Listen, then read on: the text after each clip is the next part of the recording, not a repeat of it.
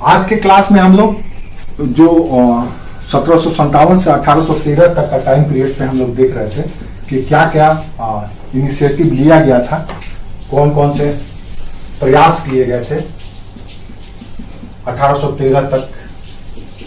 इसमें हमने देखा था कि ईस्ट इंडिया कंपनी को भारत में कैसे कंट्रोल किया जा रहा है ब्रिटेन की सरकार के द्वारा, ब्रिटिश पार्लियामेंट के द्वारा।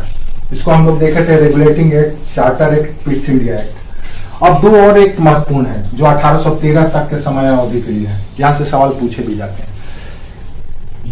1784 के पिट्स इंडिया एक्ट के बाद जो दूसरा चीज आपको जानना चाहिए वो है 1793 का चार्टर एक्ट, और तीसरा और आखिरी है 1813 का चार्टर एक्ट। ये दोनों एक्ट में क्या प्रोविजन है, क्या प्रावधान था, क्यों लाया गया, और ईस्ट इंडिया कंपनी जो भारत में है उस पर क्या प्रभाव पड़ा, ये जानने वाले हैं। और अगर ईस्ट इंडिया कंपनी पर प्रभाव पड़ा तो स्वाभाविक है कि उसका प्रभाव फिर भारतीयों पर भी पड़ने वाला है, क्योंकि ये लाया ही गया था। जो भी कानून या जो भी एक्ट लाया गया वो लाया गया कंपनी के लिए। और कंपनी के लिए क्यों लाया गया? ताकि भारतीयों के साथ, भारतीय जनमानस के साथ, भारतीय राज्यों के साथ यहाँ की जो संस्कृति है, वह यहाँ की जो रिवायत है, जो भी परंपरा से चली आ रही है राजतंत्रीय शासन में, उस पर क्या प्रभाव पड़ेगा, क्योंकि ये आने वाला है इन्हीं के ऊपर। ठीक है, तो एक एक करके देखते हैं हम लोग। दो एक्ट महत्वपूर्ण है जिसपे हमको चर्चा करना चाहिए। पहला है 1793 का चार्टर एक्ट। ये चार्टर एक्ट दरअसल कुछ और नहीं था, कंपनी को जो अधिकार दिया जाता था पूरब के साथ व्यापार करने के लिए, साउथ ईस्ट एशिया और भारत जैसे देशों के साथ व्यापार करने के लिए जो अधिकार दिया जाता था वो एक निश्चित अवधि के लिए दिया जाता था, 20 वर्ष, 10 वर्ष, 30 वर्ष, ऐसे कि आप 30 वर्ष तक और व्यापार करो। तो 1793 का जो चार्टर एक्ट था ये दरअसल पूर्ववर्ती एक्ट को रिन्यूअल किया गया था कि आपके पास जो अधिकार है पूर्व के साथ व्यापार करने का वो जारी रहेगा, यानी कंपनी आगे भी व्यापार करते रहेगी भारत में और साउथ ईस्ट एशिया के साथ। 1793 के चार्टर एक्ट में तो कंपनी के अधिकार को रिन्यूअल कर दिया गया, निरंतर कर दिया गया। आने कितने वर्षों के लिए? ये 20 वर्षों के लिए। 20 वर्ष तक कंपनी अब निर्बाध रूप से भारत के साथ और साउथ ईस्ट एशिया के देशों के साथ व्यापार कर सकती थी। ठीक है, अब इस चार्टर एक्ट में कुछ प्रोविजन थे जिस प्रोविजन का प्रभाव गाहे बगाहे भारत की जो कंपनी की शासन थी उस पर और फाइनली भारतीय जनमानस पर पड़ा। तो क्या क्या प्रोविजन था? सबसे पहला प्रोविजन तो ये था कि अब से जो भी यहां पर ईस्ट इंडिया कंपनी के अधिकारी नियुक्त होंगे हाई लेवल की, जैसे कि गवर्नर, गवर्नर जनरल, सेनापति या कमांडर इन चीफ, इन सबों की नियुक्ति अब ब्रिटेन के क्राउन यानी ब्रिटिश सम्राट के द्वारा उनके अनुमोदन से या उनके एसेंट से ही नियुक्त किए जाएंगे। अब अगर किसी व्यक्ति को भारत में ईस्ट इंडिया कंपनी का गवर्नर बनना है, किसी प्रोविंस का या प्रेसिडेंसी का या पूरे भारत का प्रेसिडेंसी का या तीनों प्रेसिडेंसी का प्रमुख, गवर्नर जनरल बनना है, भारतीय ईस्ट इंडिया कंपनी के सेना का सेनापति बनना है, देन उसका अनुमोदन या उसका रिकमेंडेशन किया जाएगा या उसका परमिशन दिया जाएगा ब्रिटिश क्राउन के द्वारा, यानी कि ब्रिटेन के सम्राट के द्वारा। अब सीधे कंपनी के जो टॉप क्लास के लोग हैं जो कंपनी को भारत में चला रहे हैं, व्यापार वाणिज्य कर रहे हैं, राजस्व संग्रहण कर रहे हैं, सेना रखे हुए हैं, किला बना रहे हैं, ये सब कुछ जो कुछ भी किया जा रहा है, जिसके देख रेख में किया जा रहा है, उन सबों की नियुक्ति अब ब्रिटिश क्राउन करेगा, ब्रिटेन के सम्राट करेगा। यानी कि कंपनी के मामलों में अब धीरे धीरे पकड़ ब्रिटिश सरकार का यानी ब्रिटिश सम्राट का या ब्रिटिश राजघराने का शुरू हो गया था। इसमें यह प्रावधान था। दूसरा महत्वपूर्ण प्रावधान था जो 1784 के एक्ट में वीटो पावर दिया गया था गवर्नर जनरल को एग्जीक्यूटिव काउंसिल के ऊपर। आपको पता है एग्जीक्यूटिव काउंसिल बनाया गया था। उस एग्जीक्यूटिव काउंसिल का काम था, हाँ आरंभ,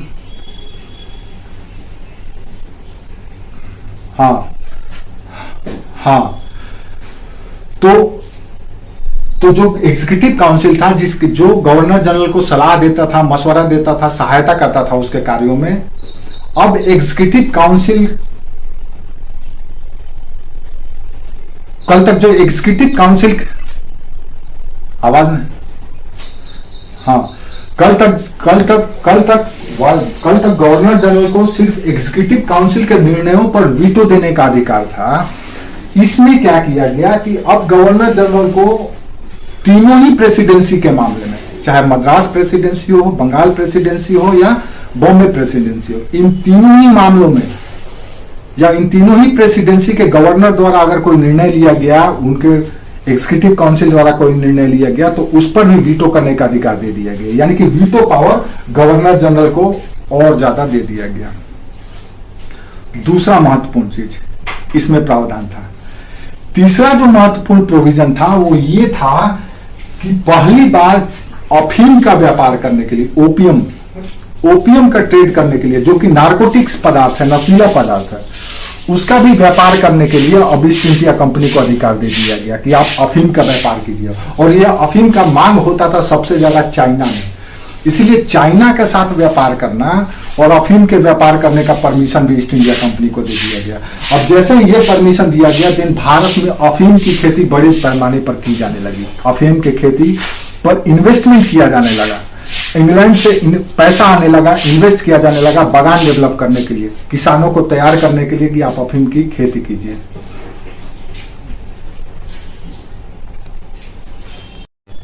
तो 1793 का चार्टर एक्ट में ये 2-3 प्रोविजन, आवाज तो इधर से सही जा रहा है, आपके तरफ से इश्यू है। फोन में डाटा है, डाटा देख लो, डाटा है कि नहीं।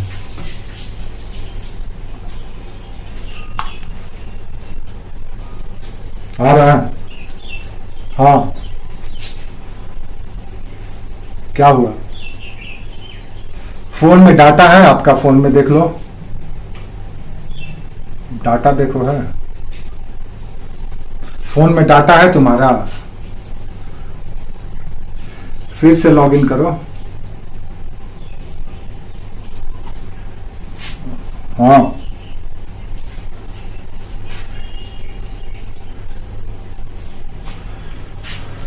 क्या एडजस्ट की थी कि नहीं है? मेरे तरफ से तो ओके है बाबू, फिर से लॉगिन करो, ठीक हो जाएगा। तो कह तो रहा मेरे तरफ से ठीक है।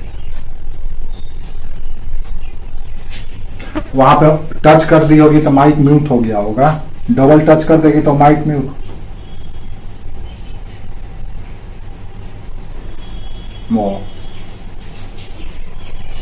अच्छा ठीक है।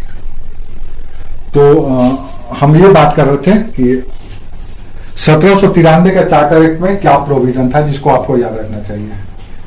ठीक है, एक तो 20 वर्ष के लिए मोनोपोलियल राइट दे दिया गया, एक अधिकार दे दिया गया कंपनी को। चीन के साथ अफीम का व्यापार करने का अधिकार दे दिया गया। ये पूछा जाता है कि किस एक्ट के तहत ईस्ट इंडिया कंपनी को चीन के साथ या अफीम के व्यापार करने का परमिशन दिया गया है, तो 1793 के चार्टर एक्ट, ये पूछा जाता है। अब यहाँ पे जो अपॉइंटमेंट हो रहा है हाई लेवल का, गवर्नर जनरल, गवर्नर और कमांडर इन चीफ का, उसकी नियुक्ति अब ब्रिटिश या रॉयल सिफारिश पे हो रहा है, ब्रिटिश क्राउन के सिफारिश पर किया जाने लगा, किसको वायसरा, किसको गवर्नर। हाँ, तो ये 3 महत्वपूर्ण चीजें हैं जिसको आपको याद करके रखना चाहिए। म्यांमार हुआ, अफगानिस्तान हुआ, और ये जो फिलीपींस हुआ, ये जो एरिया, इसको गोल्डन ट्रायंगल कहा जाता है। ये जो एरिया है, यहाँ पे दुनिया में सबसे ज्यादा अफीम का खेती होता है। और अफगानिस्तान की तालिबान सरकार जो चल रही है, उसका राजस्व का एक बहुत बड़ा हिस्सा, आय का एक बहुत बड़ा हिस्सा अफीम की खेती में है। अफीम उत्पादन करता है, उसका स्मगलिंग करता है, उससे जो ग्लोबल मार्केट से जो पैसा आता है उससे वो सरकार चलाता है। आज भी अफगानिस्तान में अफीम बहुत होता है। हमारे यहाँ एमपी में, मध्य प्रदेश में सर्वाधिक अफीम की खेती की जाती है। ये सवाल पूछे जाते हैं, तो ये ऐसे भी अनऑफिशियल बातचीत में हम लोग बात कर लिए हैं, तो इसको याद रखना। इसको इंग्लिश में ओपीएम कहा जाता है, और ओपीएम हमेशा ही भारत में भी प्रयोग होता रहा। भारत में इसको दवा के रूप में हमेशा प्रयोग किया गया, औषधि के रूप में। इसका नशा के रूप में, नशीले पदार्थ के रूप में कभी सेवन नहीं किया गया। हमारे यहाँ देखना, हमारे यहाँ जो भांग का कॉन्सेप्ट है, जो गांजे का कॉन्सेप्ट है, ये नशा के लिए नहीं है। इसको हम लोग शंकर जी पर चढ़ाते हैं। ये औषधि के रूप में इसका प्रयोग किया जाता है। इसका बहुत अच्छा नाम है भांग का और गांजा का। ये दरअसल ये उस समय यूज किया जाता था जब आप जख्मी हो गए हैं, जब आपको जैसे पीड़ानाशक के रूप में, जैसे आज पेन किलर यूज करते हैं ना लोग, एक तरह से पेन किलर के रूप में प्रयोग किया जाता था।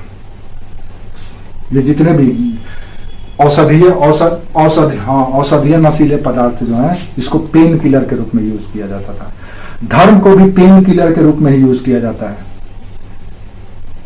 धर्म को, जैसे लोग कहते हैं कि मार्क्स ने कहा था कि धर्म अफीम की तरह है, तो सकारात्मक व्यू में कहा था कि धर्म गरीबों के लिए अफीम की तरह है। जब उसको कुछ समझ में नहीं आता है, तो जैसे कि आपको जब कुछ समझ में नहीं आता है, देन अपने आप को रिस्टोर करने के लिए, रिबिल्ड करने के लिए नशा करते हैं, उसी तरह से धर्म भी है। धर्म जब आप हार जाते हैं दुनिया से, संसार से, जगत से, समाज से, देन आप धर्म की शरण में जाते हैं और वो अफीम की तरह आपको, आपका उपचार करता है, आपके दर्द को हर लेता है। लेकिन लोग गलत तरीके से उसको इंटरप्रेट करते हैं कि नहीं, धर्म अफीम की तरह है, जैसे नशीला चीज खराब होता है उसी तरह से धर्म भी खराब है। नहीं, वो गलत इंटरप्रिटेशन है। इसका रियल इंटरप्रिटेशन ये है कि धर्म अफीम की तरह होता है जो आपके पीड़ा को हरता है। हाँ हाँ,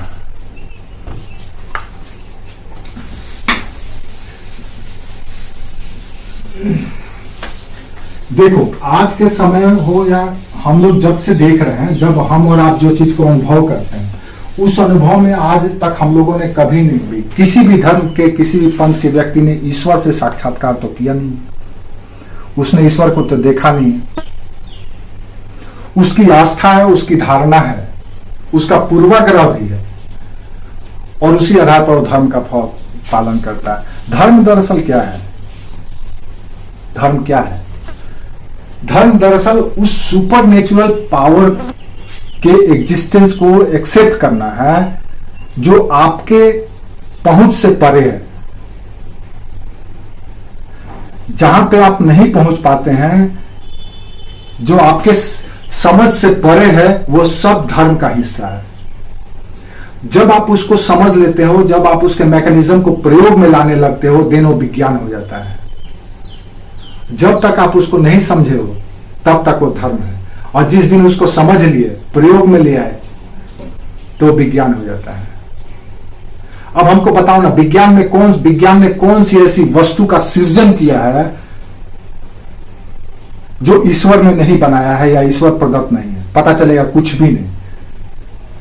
मानव ने किसी भी वस्तु का सृजन स्वयं से नहीं किया है। सब कुछ प्रकृति ने जो दिया है उसी में से निकाल करके उसका स्वरूप और उसका फॉर्म, उसका स्टेज चेंज कर देता है, उसमें मिलावट कर देता है और उसको अपने जरूरत के अनुसार प्रयोग करता है। जब हम उस वस्तु को अपने जरूरत के अनुसार प्रयोग में फिट कर लेते हैं तो वो विज्ञान कहलाने लगता है। प्रकृति से बड़ा न तो कोई धर्म है, प्रकृति से बड़ा न तो कोई देवता है, और ये सब के सब, प्रकृति हो या जो भी है, वो सब के सब एक सुपर नेचुरल पावर से कंट्रोल होता है। वो जो सुपर नेचुरल पावर है वही गॉड है, जिसका ना तो हम सीधे हम अनुभव क्या करते हैं, तो उसकी जो रचनाएं हैं, चाहे जीव के रूप में हो, जगत के रूप में हो, प्रकृति के रूप में हो, पर्यावरण के रूप में हो, जिस रूप में भी हो, जब हम उसको अनुभव करते हैं, दिन उसी में हम उसका साक्षात्कार करने लगते हैं कि यार ईश्वर की रचना है ये।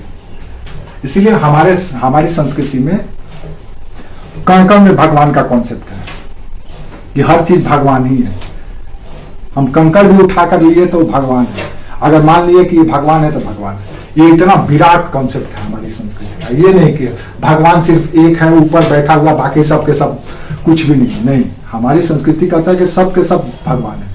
इसीलिए हम माता को भी पूजने लगते हैं, पिता को भी, भाई को भी, दोस्त को भी, दुश्मन को भी, सबकी, नदी को भी, तालाब को भी, जो है वो सबका अपना, सबको हम देवता मान लिया और सब में ईश्वरत्व का गुण देखते हैं। ये है विराट कॉन्सेप्ट धर्म। तो 1793 का चार्टर एक्ट में आपने देखा क्या हुआ। दूसरा जो महत्वपूर्ण है और आखिरी है 1813 का चार्टर एक्ट। 1813 का चार्टर एक्ट अपने आप में एक बहुत ही मिसाल कायम करने वाला चार्टर एक्ट है। इसीलिए क्योंकि इसके जो प्रोविजन है वो एक नवीन प्रोविजन, यानी कि पहली बार कुछ ऐसा प्रावधान लाया गया जो सीधे जनता से या जनमानस से जुड़ा हुआ था। सबसे पहला तो ये कि अब अंग्रेजों को 1757 के बाद से 1813 तक का इस लंबी अवधि में शासन करने के दौरान अनुभव हो गया कि भारत को अगर गुलाम बनाना है या भारत के रिसोर्सेस पर, संसाधनों पर हमेशा के लिए कब्जा करना है, दिन भारतीयों का सोच बदलना होगा, इनकी संस्कृति को डिस्टर्ब करना होगा। अब कैसे किया जाए भाई? तो आप याद रखो कि अगर किसी पीढ़ी को, किसी समाज को, किसी जनरेशन को अपने अनुसार लाना है तो आप उसके जीवन के आरंभ के 15 वर्ष की आयु को अपने अनुसार ले लो, अपने अनुसार बना लो। जैसे आज भी अगर देश के सोच को बदलना है, देश की जनमानस की जो मानसिकता है, मेंटालिटी है, उसको अगर बदलना है, देन आप क्या करते हैं? स्कूली शिक्षा में परिवर्तन करते हैं। स्कूली शिक्षा को अपने अनुकूल, मनोनुकूल तैयार करवा देते हैं। इससे क्या होगा कि जो एक पीढ़ी तैयार होकर के आएगा 15 साल के बाद, जो युवा पीढ़ी, वो उस सोच से इन्फ्लुएंस होकर के आएगा। तो अंग्रेजों ने ये देखा कि हम इतने सालों से शासन कर रहे हैं, 1757 से 1764 से दीवानी राइट मिलने के बाद हम बंगाल में हुकूमत करने लगे, उसके बावजूद भी हम भारतीय जनमानस को अपने कब्जे में नहीं ले पा रहे हैं। ये हमसे हमेशा अलग ही रह रहे हैं, हमको अपने दुश्मन ही समझते हैं। तो ऐसी स्थिति में इनकी मेंटालिटी को चेंज करने के लिए इनकी शिक्षा पद्धति को ही चेंज किया गया, इसीलिए किया जाने का प्रयास किया जाने लगा। इसीलिए अंग्रेजों ने एक सोची समझी रणनीति के तहत वर्ष 1813 के एक्ट में 1 लाख रुपया वार्षिक, 1 लाख, याद रखना है, क्वेश्चन पूछा भी जाता है, 1 लाख रुपया वार्षिक शिक्षा पर खर्च करने का प्रावधान किया कि कंपनी जो है अपने आय का 1 लाख रुपया शिक्षा के प्रसार पर खर्च करेगी,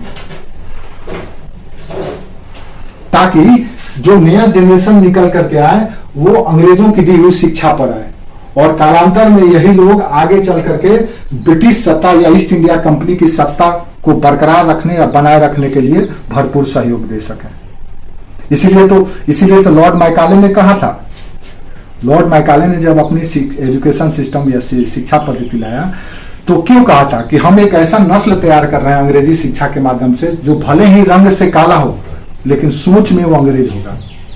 आज भी हमारा जो जनरेशन है, देखना, जो कॉन्वेंट स्कूल में पढ़ा हुआ है, जो मिशनरी स्कूल में पढ़ा हुआ है, या जो इस तरह के स्कूल में पढ़ा हुआ, उसको अगर लिटरेचर भी पढ़ना होता है, then European literature, American literature पढ़ता है। वो कालिदास और विद्यापति या दिनकर और इसको नहीं पढ़ता है, वो शेक्सपियर को पढ़ेगा, लूथर को पढ़ेगा, इस तरह को वो पढ़ना पसंद करता है।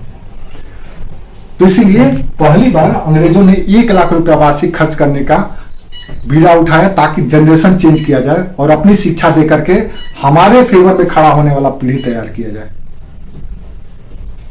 तो पहली बार कल्चर में इंफ्लुएंस करने का। दूसरी बात, इसी समय पहली बार हमने बोला कि 1813 के चार्टर तक आने तक अंग्रेजों को यह अनुभव हो गया था कि भारत में अगर बने रहना है दिन यहाँ की जो संस्कृति हो अब उसको डिस्ट्रॉय करना पड़ेगा। हम अक्सर कहा करते हैं कि अगर किसी देश को गुलाम बनाना है, उसके संसाधनों पर अपना नियंत्रण रखना है, कब्जा करना है, देन आपको उसको कल्चरली सरेंडर कराना पड़ेगा।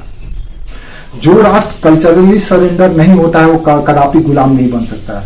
और भारत के साथ शुरू से ही यह प्रयास किया गया कि इसकी संस्कृति को समर्पण करा दिया जाए, अपने समक्ष घुटने पर ला दिया जाए। लेकिन भारत की संस्कृति या सनातन संस्कृति इतनी विराट थी, इतनी व्यापक थी, इसका रूट इतना गहरा था कि ये लोग पहुंच ही नहीं पाते थे, क्योंकि ये दुनिया के सबसे साइंटिफिक संस्कृति था, आज भी है, सबसे वैज्ञानिक संस्कृति हो। संस्कृति करने का मतलब यह है कि आपका खान पान, आपका पहनावा, आपका शिक्षा, आपका धार्मिक विश्वास, सब कुछ वो संस्कृति का हिस्सा है। आपका विज्ञान, सब कुछ संस्कृति का हिस्सा है। तो जो हमारा संस्कृति है वो 100 साल 200 साल का प्राचीन तो था नहीं, ये दुनिया का सबसे प्राचीनतम संस्कृति था। देन ये समृद्ध भी बहुत ज्यादा था, विविधता भी था और एकता भी था। तो चाह करके भी अंग्रेज इसको अपने कब्जे में नहीं ले पा रहे थे, इसलिए इन्होंने स्नेह भारतीय संस्कृति में हस्तक्षेप करना शुरू किया और पहला प्रयास किया शिक्षा में कि शिक्षा को तोड़ो। आप याद नहीं करोगे, आप विश्वास नहीं करोगे, ये रिपोर्ट भी है आज भी आपको ऑनलाइन मिल जाएगा ये सब रिपोर्ट कि जब ब्रिटिशर्स यहाँ पे आए थे तो भारत में लिटरेसी रेट 99% था। 99% लोग साक्षर थे, सबको लिखना पढ़ना आता था, सब पढ़ लेते थे। लेकिन अंग्रेजों के आने के बाद लोग अनपढ़ हो गए। क्यों? क्योंकि हमारे संस्कृति पर चोट किया जाने लगा। हमारे यहाँ गुरुकुल, लाखों की संख्या में गुरुकुल हुआ करता था। जो बड़े बड़े मंदिर होते थे वो अपने आप में गुरुकुल हुआ करते थे, विश्वविद्यालय हुआ करता था। ये जब जंगल में रहते थे तब। तो इन्होंने सबसे पहला टारगेट किया शिक्षा में, और शिक्षा का आधुनिक शिक्षा या अंग्रेजी शिक्षा देने के बहाने इन्होंने हस्तक्षेप करना शुरू किया। दूसरा जो हस्तक्षेप किया, पहली बार ईसाई मिशनरियों को भी, याद रखो ये भी पूछा जाता है कि किस एक्ट में भारत में ईसाई धर्म प्रसार के लिए ईसाई मिशनरियों को प्रवेश की इजाजत दी गई। तो इसी 1813 के चार्टर एक्ट में दिया गया। अब एक तरफ शिक्षा पर चोट किया गया, दूसरी तरफ अब धर्म में भी हस्तक्षेप किया जाने लगा। अब जब धर्म में हस्तक्षेप, धर्म और शिक्षा में ही बदलाव ला दिया जाएगा तो स्वाभाविक है कि आपका आचरण, आपका सोच, आपका रहन सहन सब कुछ बदल जाएगा। आपका मांग, आप क्या खरीदेंगे, क्या खाएंगे, क्या पिएंगे, क्या पहनेंगे, ये दोनों के दोनों चीजों से ही निर्धारित होता है। और इन दोनों में ही हस्तक्षेप किया जाने लगा अब सोची समझी रणनीति के तहत। इसीलिए 1813 के चार्टर एक्ट में ईसाई मिशनरियों को भारत में धर्म प्रचार करने की इजाजत दे दी गई, एक सोची समझी रणनीति के तहत। इसके अलावा शिक्षा के साथ साथ यह भी कहा गया कि भारत में विज्ञान और साहित्य को भी प्रोत्साहित किया जाए। अब विज्ञान और साहित्य को प्रोत्साहित किया जाए तो गाहे बगाहे यूरोप का विज्ञान और यूरोप के साहित्य को अब धीरे धीरे थोपा जाने लगा, ताकि भारतीयों की मानसिकता यूरोपीय विज्ञान और यूरोपीय साहित्य पढ़ करके यूरोपियों की तरह हो जाए और हमारा वो खिलाफत कभी ना करे। तो 1813 का चार्टर एक्ट इस तरह से बहुत ही कंपनी के लिए सकारात्मक था। ठीक है।